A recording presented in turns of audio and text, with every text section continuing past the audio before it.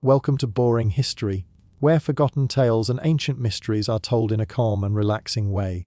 Today, we journey back 605 years to uncover the lost secrets of Machu Picchu, the hidden Inca city in the clouds. Built without wheels, iron, or written records, this wonder still puzzles historians and archaeologists. Let's drift into the past and explore how this timeless masterpiece came to life. When we think about the construction of Machu Picchu, one of the first questions that comes to mind is how the Inca people, without access to iron tools, advanced machinery, or even the simple invention of the wheel, were able to create one of the most astonishing architectural achievements of the ancient world. The city rests at nearly 8,000 feet above sea level, nestled on a ridge between the peaks of Huayna Picchu and Machu Picchu, surrounded by deep valleys and steep cliffs. Building in such a remote and challenging environment required extraordinary ingenuity, planning, and a deep understanding of the natural world. The engineering techniques employed by the Incas continue to amaze scholars, engineers, and architects because they seem to defy the limits of what was possible in the 15th century. At the heart of Inca engineering was their mastery of stonework. The Inca people practiced a construction method called ashlar masonry, in which stones were cut so precisely that they could fit together without the need for mortar. Each block was carefully shaped and adjusted until it interlocked seamlessly with its neighbors, creating walls that were not only stable but also resistant to the earthquakes that often strike the Andes. The sheer precision of these joints, some so tight that even a blade of grass cannot slip between them, is remarkable when we remember that the Incas worked without steel chisels or modern cutting tools. Instead, they used stone hammers, bronze or copper implements, and a tremendous amount of labor and patience. Every surface had to be chipped, ground, and polished by hand, relying on nothing more than natural materials and human effort. Transporting these enormous stones from quarries to the construction site was another feat of ingenuity. Machu Picchu's builders did not have draft animals like oxen or horses to haul loads. The llama, the domesticated animal available to them, could carry only small weights, nowhere near the size of multi-ton boulders. Instead, the Incas devised techniques to move these massive stones using ropes, wooden rollers, and sheer human manpower. The steep slopes and uneven terrain meant they had to build temporary ramps, levers, and retaining walls to gradually guide the stones into position. Some evidence suggests they may have dragged stones up slicked paths, wetting the ground with water to reduce friction. Others propose that they exploited natural fractures in rock faces, carving and shaping blocks where they lay before slowly shifting them into place. Each method required not only physical endurance, but also a deep knowledge of geometry, leverage, and the properties of stone. The choice of building site itself reveals the brilliance of Inca engineering. Perched on a ridge that receives heavy rainfall and sits above roaring rivers, Machu Picchu could easily have been a disaster if poorly designed. Landslides, flooding, or soil erosion could have destroyed it within decades. Yet the Incas built a sophisticated drainage system beneath the terraces and plazas to divert water safely away from the structures. They carved channels, installed underground drains, and designed the city's slopes so rainwater would flow naturally away without pooling or destabilizing the soil. Modern archaeologists studying the site have remarked that nearly 60% of Machu Picchu's construction lies underground, in the form of foundations, retaining walls, and drainage works, proving that the Incas thought as much about what lay beneath the surface as what stood above it. Terracing was another critical technique in their engineering repertoire. The steep slopes around Machu Picchu were transformed into step-like terraces, each reinforced by stone walls. These terraces served multiple purposes. They provided flat land for farming, prevented erosion by stabilizing the hillside, and worked as part of the drainage system. The terraces were filled with layers of gravel, sand, and topsoil to allow water to percolate downward, ensuring that crops received enough moisture without drowning in standing water. This balance of agriculture and engineering created a sustainable environment where the city could thrive in an otherwise precarious setting. The Incas were also masters of adapting their architecture to the natural environment, rather than imposing rigid designs. Instead of flattening or reshaping mountains to fit their buildings, they allowed their structures to flow with the contours of the land. Stones were carved to match the curvature of the bedrock, and natural outcrops were often incorporated into walls, temples, and ceremonial spaces. This harmony with the landscape not only enhanced the structural stability of the site, but also reflected the Inca worldview, which held mountains and rocks as sacred entities. By blending architecture with nature, they created a city that feels as though it grew organically from the earth itself. Earthquake resistance was another hallmark of Inca engineering. The Andes are one of the most seismically active regions on the planet, yet Machu Picchu and other Inca structures have withstood centuries of tremors. Their technique of using irregularly shaped stones locked together without mortar allowed the walls to flex and shift during earthquakes without collapsing. When the ground shook, the stones could move slightly and then resettle into place, much like a puzzle. In contrast, rigid stone walls bound by mortar in other parts of the world often cracked and fell when subjected to the same forces. This method gave Inca architecture a resilience that even some modern structures struggle to achieve. Water management at Machu Picchu was equally advanced. The city included a carefully planned system of aqueducts, fountains, and channels that brought fresh water from natural springs higher up the mountain. Engineers designed a series of stone, carved canals that directed water through the site, ensuring a steady and clean supply for drinking, bathing, and irrigation. At least 16 fountains have been identified, each feeding into the next, creating a cascading flow that not only served practical purposes, but may also have held ceremonial significance. The precision with which these channels were carved demonstrates an intimate knowledge of hydraulics, as the system maintained consistent pressure and flow without leaking or flooding. Another often overlooked aspect of Inca engineering was their ability to quarry and shape stones at high altitudes. Machu Picchu sits on granite bedrock, which is extremely hard to work. Without iron or steel chisels, shaping granite would have been a slow and labor-intensive process. Archaeological evidence suggests the Incas used harder stones as pounding tools, striking the granite repeatedly to chip away pieces until the desired shape was achieved. They may also have exploited natural fissures in the rock, inserting wooden wedges that were soaked with water until the expansion caused the stone to crack. Such methods required not only physical strength, but also immense patience and skill, as a single block could take weeks or months to prepare. It is also important to consider the organizational and logistical expertise behind the construction. The Inca Empire had a highly centralized system that allowed them to mobilize vast amounts of labor through a system called the mortar, in which communities contributed workers to state projects. Thousands of laborers could be directed to build roads, terraces, and cities like Machu Picchu. Coordinating these efforts demanded meticulous planning, from ensuring a steady supply of food and tools to managing the dangerous work of hauling stones along precipitous paths. The ability to sustain such a massive endeavor in such a remote location highlights the Inca's administrative and engineering capabilities. Beyond the technical marvels, the engineering of Machu Picchu also reveals a deep sensitivity to astronomical and environmental phenomena. Many structures align with the movements of the sun, moon, and stars, suggesting that the site was not only a practical settlement, but also a ceremonial center. The Temple of the Sun, for instance, features windows that perfectly capture the rays of the solstices, while the Intihuatana stone seems designed to mark solar events.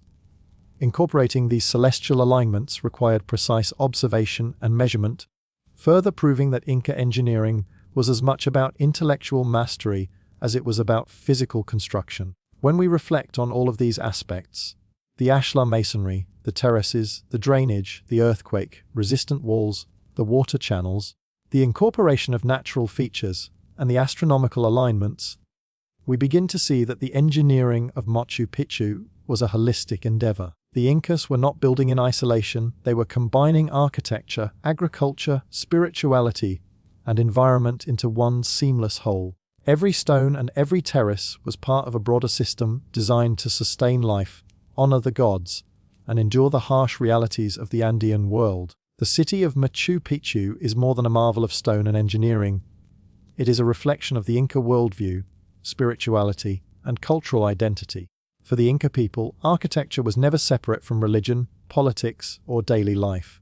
Each stone placed, each terrace carved, and each temple aligned was infused with symbolic meaning that tied their earthly existence to the cosmos above and the sacred landscape around them. To understand Machu Picchu fully, we must see it not only as a city or fortress, but as a living embodiment of the Inca spiritual world. Central to Inca spirituality was the concept of duality and balance, known as Unantin, and the interconnectedness of all things, expressed as Aini. The Incas believed that the universe was composed of complementary forces that must remain in harmony: sun and moon, male and female, upper and lower, life and death. Machu Picchu itself reflects this philosophy. The layout of the site integrates opposites: high and low areas, sacred and domestic spaces, open plazas and enclosed temples. Even its placement between towering mountains and deep valleys echoes this balance, situating the city as a mediator between heaven and earth. Mountains, or apus, were regarded as sacred beings in the Inca religion, protectors and givers of life. Machu Picchu is surrounded by a dramatic panorama of peaks, each of which would have been seen as a spiritual guardian. Huayna Picchu, the towering peak that rises behind the city, is thought to have had particular significance, its presence dominating the skyline and perhaps serving as a marker for astronomical observations. For the Incas, these mountains were not simply backdrops, but living deities to whom rituals, offerings, and ceremonies were directed. The city's alignment with these sacred peaks reflects a deliberate effort to situate it within a spiritual geography, where every mountain and river carried divine meaning. Water, too, played a central role in the spiritual life of Machu Picchu. The finely carved fountains and channels were not just feats of engineering, but also expressions of reverence for the life-giving power of water. The Incas worshipped deities such as Mama Cocha, the goddess of the sea and waters, and viewed springs and rivers as sacred. The cascading fountains at Machu Picchu may have served ritual purposes, perhaps used in purification ceremonies or offerings to ensure fertility and agricultural abundance. The steady flow of water through the city symbolized continuity, renewal, and connection to the natural cycles that governed existence. The Temple of the Sun is one of the most iconic structures at Machu Picchu and one of the clearest examples of its spiritual significance. Built with exquisite stonework and featuring a semi-circular design, the temple aligns with the solstices. During the June solstice, the sun's rays enter through a window to illuminate a specific point within the temple, demonstrating the Incas' precise astronomical knowledge. This alignment was not simply scientific but deeply religious, as the sun god Inti was the supreme deity of the Inca pantheon. The emperor, or Sapa Inca, was considered the son of the sun, and rituals honoring Inti were central to legitimizing imperial authority.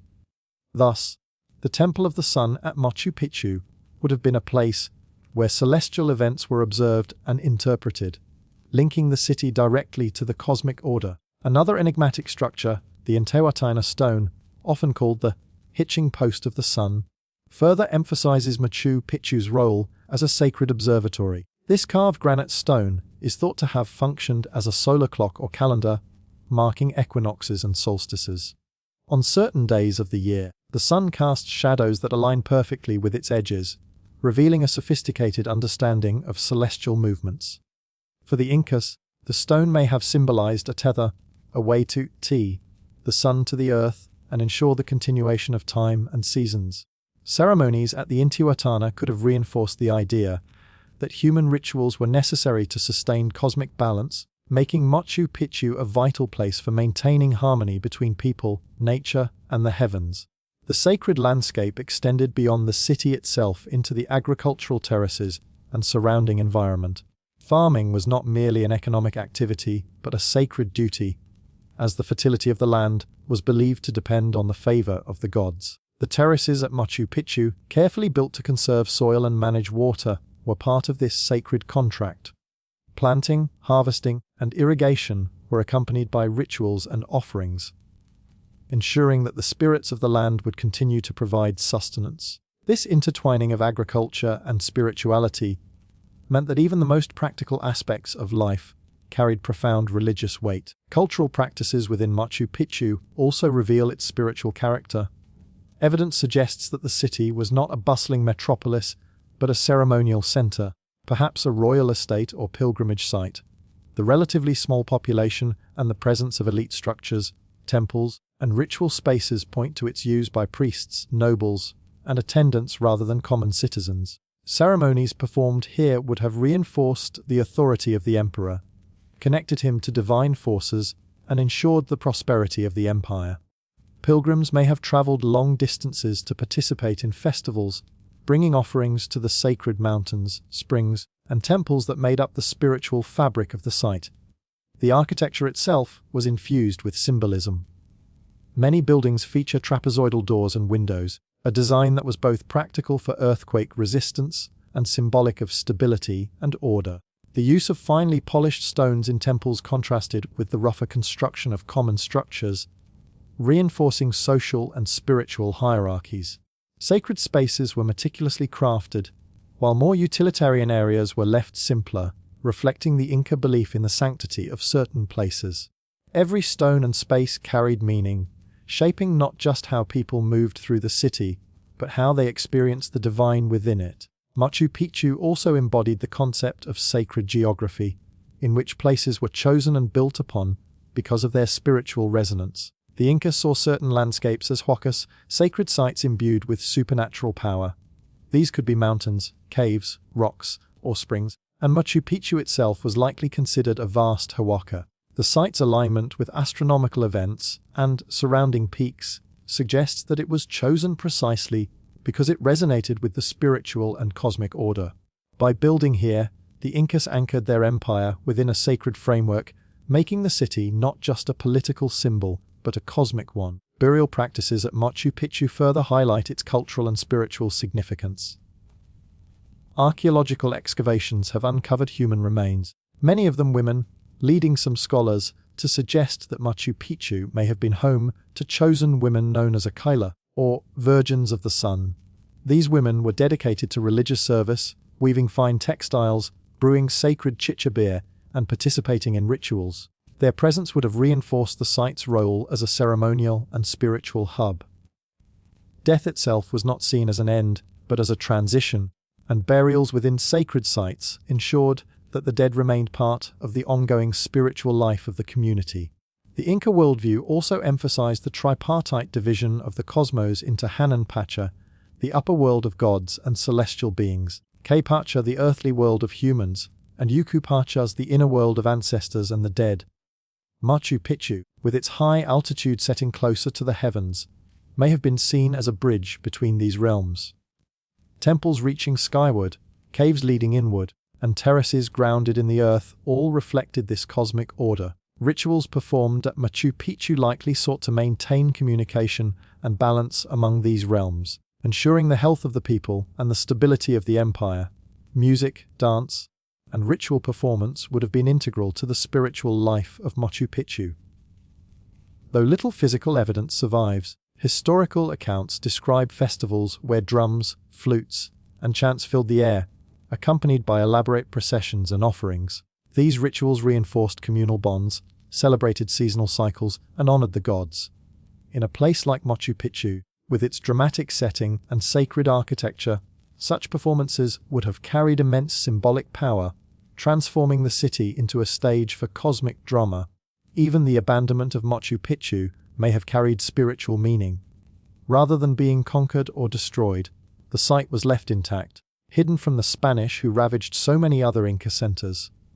This secrecy may have been intentional, preserving its sanctity from defilement. The fact that the city remained unknown to the outside world for centuries suggests that it continued to function as a spiritual sanctuary, untouched and preserved in silence until its rediscovery.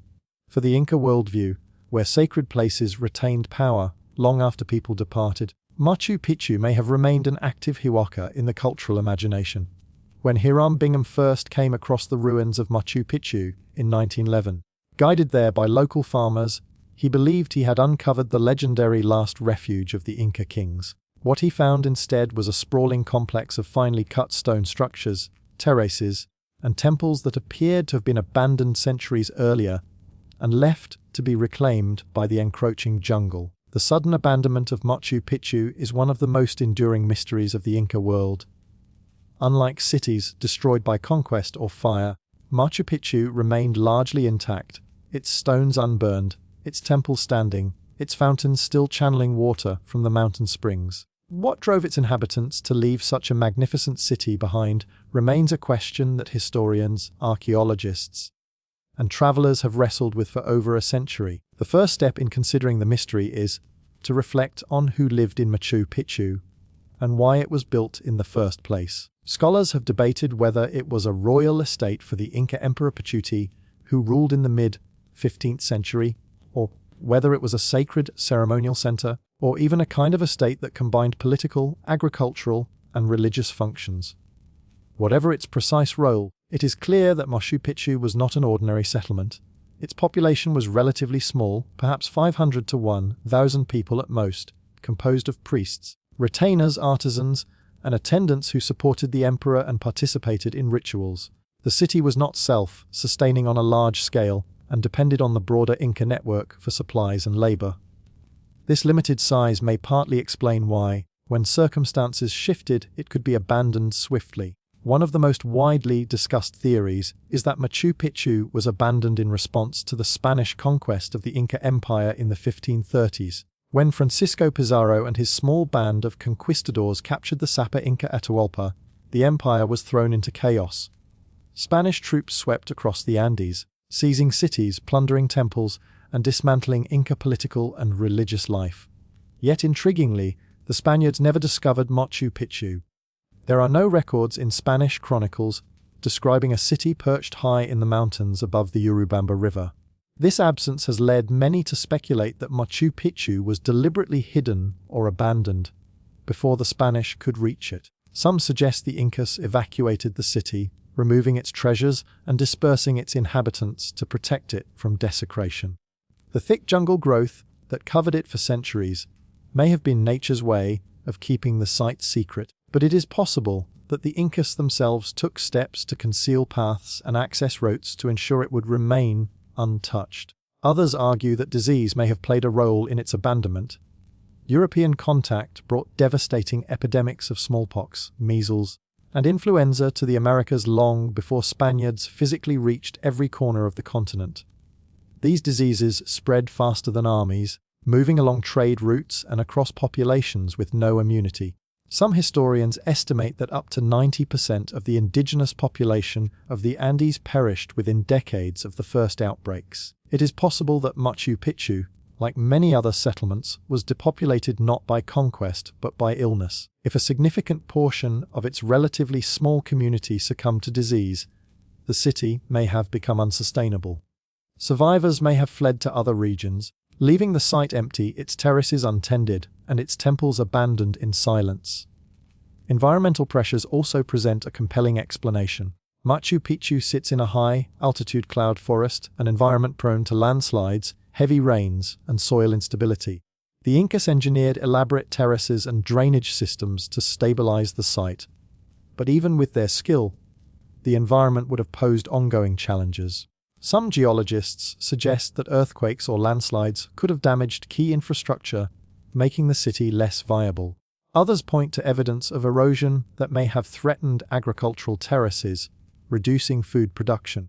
If maintaining the site became too costly or dangerous compared to other locations, the leadership may have decided to relocate its population. In a vast empire with many ceremonial and political centers, the abandonment of one site, even one as magnificent as Machu Picchu, may have been seen as practical rather than catastrophic. Political shifts within the Inca Empire could also explain why the city was abandoned.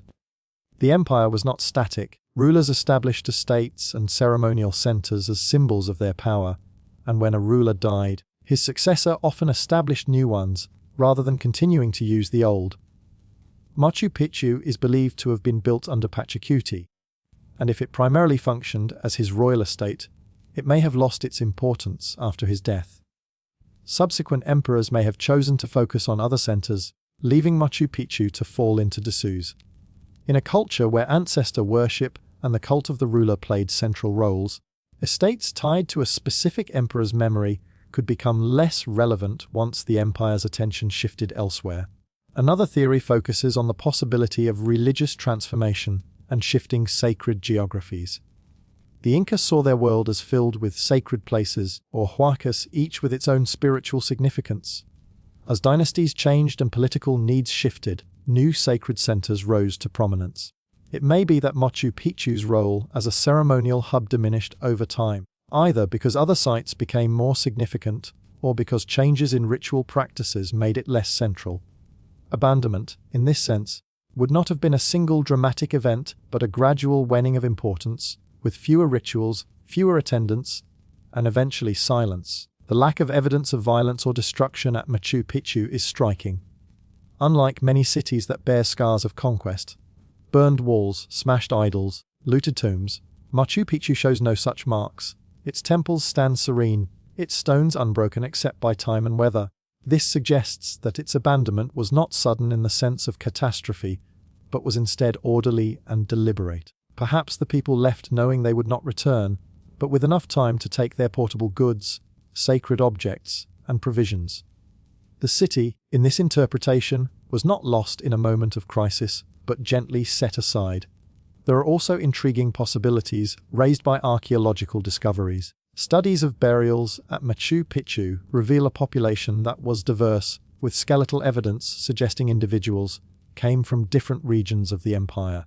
This reinforces the idea that the city was a royal retreat or ceremonial center, drawing people from across the Inca world rather than a single community. If the empire's political system collapsed under Spanish conquest, the network that sustained Machu Picchu may have dissolved. Without the mitre system to provide labor and resources, the terraces could no longer be maintained, the fountains no longer cleaned, the temples no longer staffed. The abandonment may thus reflect the unraveling of the empire's social fabric as much as any local crisis. Experimental archaeology and modern studies add another layer to the mystery.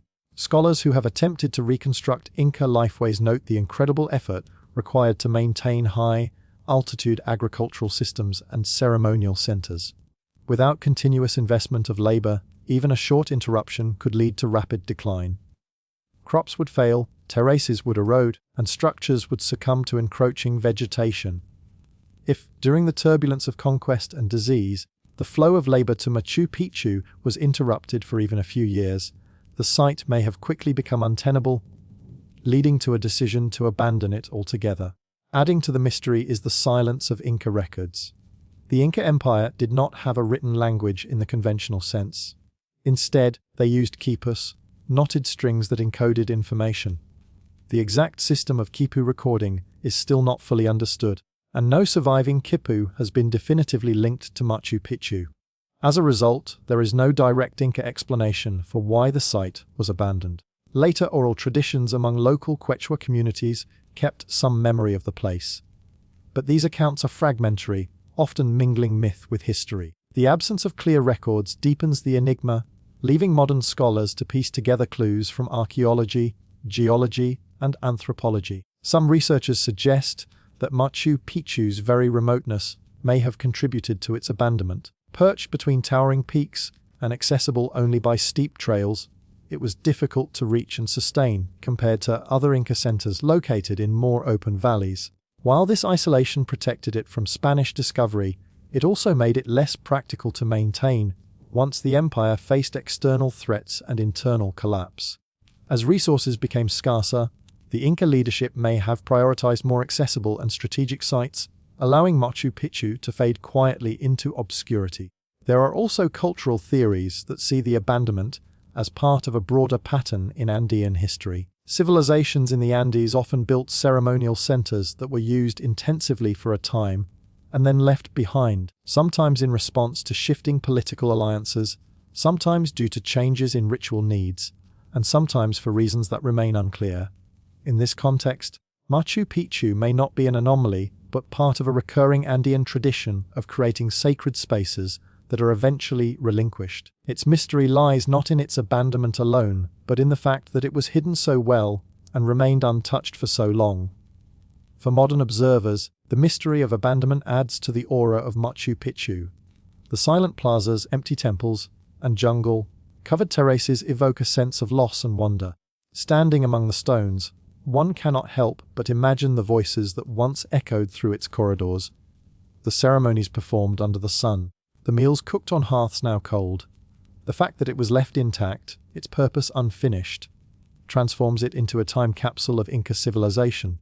Every unanswered question fuels fascination, reminding us of the limits of our knowledge and the resilience of human imagination.